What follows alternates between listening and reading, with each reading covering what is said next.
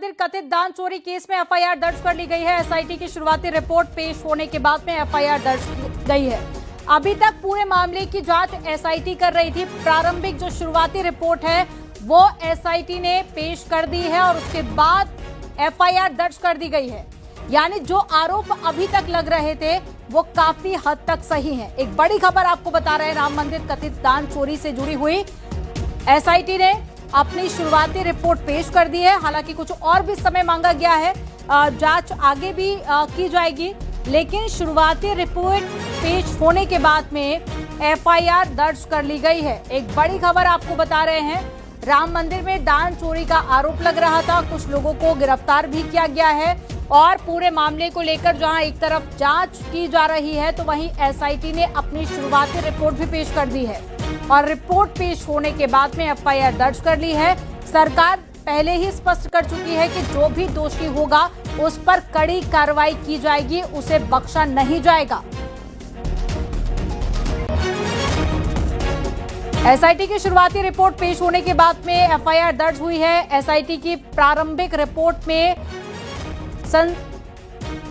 आपको बता दें कि सिफारिश के बाद में श्री राम जन्मभूमि ट्रस्ट की शिकायत पर एफआईआर दर्ज की गई है। श्री कृष्ण मोहन सदस्य श्री राम जन्मभूमि की शिकायत पर मामला दर्ज किया गया। दान चोरी में एसआईटी की प्रारंभिक रिपोर्ट में बेहद सख्त संस्तुतियां, आरोपियों का बचना मुश्किल है और यूपी सरकार के निर्देश पर बीएनएस के तहत कुछ धाराओं के तहत मुकदमा दर्ज किया गया है, जिसमें बेहद सख्त धाराएं लगाई गई हैं और जो भी दोषी होगा उसके खिलाफ कड़ी से कड़ी कार्रवाई का आश्वासन सरकार पहले ही दे चुकी है।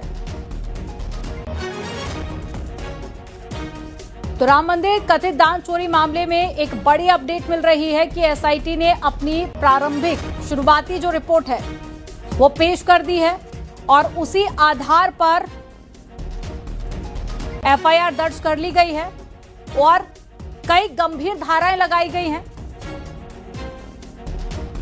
और दूसरी तरफ सुरक्षा भी कड़ी कर दी गई है। जहां पर चढ़ाया जाता है या फिर गिनती होती है वहां पर भी कैमरेस लगा दिए गए हैं। इसके अलावा कई और भी सख्त इंतजाम किए गए हैं।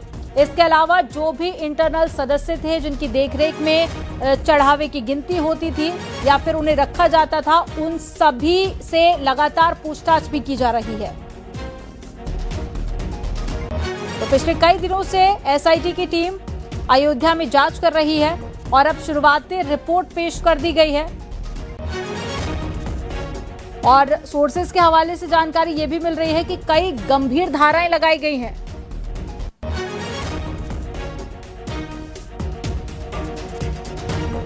आरोपियों पर कई गंभीर धाराएं लगाई गई हैं और राम जन्मभूमि ट्रस्ट की शिकायत पर एफआईआर दर्ज की गई है।